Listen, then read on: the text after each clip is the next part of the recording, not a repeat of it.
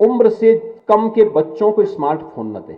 मैं खास तौर पर माताओं से कहूंगा, बहनों से कहूंगा, कतई न दें। बच्चा रो रहा है तो उसको कुछ देर रोने दीजिए। वो नाराज हो रहा है, कुछ देर नाराज होने के बाद फिर ठीक हो जाएगा। ये जो स्मार्टफोन है वो जब दिन भर उसको देखता है ना, तो एक तो उसकी आंख की रोशनी पे प्रभाव पड़ता है। दूसरा, जितना समय वह उस स्मार्टफोन पे खर्च कर रहा है, 4 घंटे, 5 घंटे, 6 घंटे, 8 घंटे, उतना समय वह अगर अपनी पाठ्य पुस्तकों और अच्छी पुस्तकों को देखें, उस पर लगाएं, योग करें, व्यायाम करें, कसरत करें, इस पर लगाएगा तो उसका जीवन सुंदर होगा, व्यवस्थित होगा, आगे बढ़ेगा। वो स्मार्टफोन उसका समय भी खराब कर रहा है, उसका श्रम भी खराब कर रहा है, उसकी आंखों को भी खराब कर रहा है और उसकी सोचने की सामर्थ्य को भी, बुद्धि को भी कुंठित कर दे रहा है। डिप्रेशन का शिकार हो रहे हैं लोग। तमाम ऐसे गेम उसके साथ जुड़े हुए हैं जो गेम उसको नकारात्मक दिशा की ओर ले जा रहे हैं। तो नशा के साथ साथ स्मार्टफोन को भी रोकने की दिशा में एक नया प्रयास हमारा होना चाहिए। नशा को रोकने, नशा और स्मार्टफोन दोनों पर बराबर प्रहार। हमारे युवा साथी हैं, उनको भी मैं कहूंगा स्मार्टफोन का कम से कम इस्तेमाल जितना हो सके उतना ही करिए। दिन भर उसको कान में बंद रखिए, दिन भर उसमें मत देखते रहिए। परिवार के बीच में है तो कुछ समय अपने परिवार के लिए निकाल लीजिए। परिवार के लोगों के साथ बातचीत करिए। भोजन के समय, पूजा के समय एकदम बंद करके रख दीजिए उसको। आने दीजिए जिस जिसके फोन आ रहे होंगे।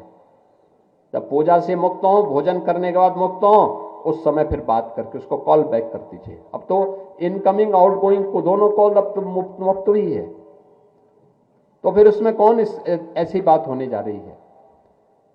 रात्रि में सोते समय भी इसको बंद करके रखिए। इमरजेंसी हो तो इमरजेंसी में बात करने वाला व्यक्ति आपको सूचना दे दे, लेकिन सामान्य समय उसको बंद करके रखिए। ये स्मार्टफोन एक समय के बाद एक नई बीमारी पैदा करने वाला है और वह है डिप्रेशन का।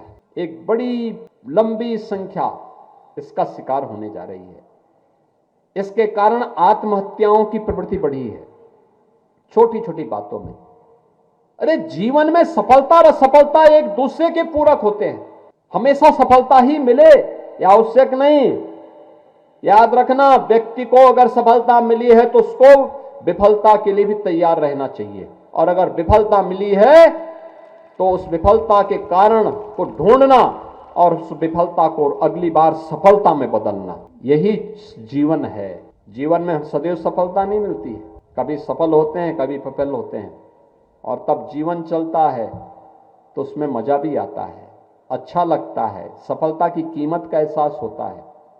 हमें भी उसी प्रकार से जीवन में विफलता कहीं दिखती है, घबराना नहीं है, कभी घबराना नहीं। विफलता है, हम मुकाबला करेंगे। चुनौती हमारे सामने है, हम उसका मुकाबला करेंगे, उसको और अच्छा बनाने का प्रयास करेंगे। हम क्यों घबराएं? कोई आपके भाग्य को थोड़ा ले सकता है, और जब तक ईश्वरीय कृपा नहीं होती न तब तक कुछ भी नहीं मिलने वाला है। और अगर ईश्वरीय कृपा हो गई है तो कोई आपको रोक भी नहीं सकता है।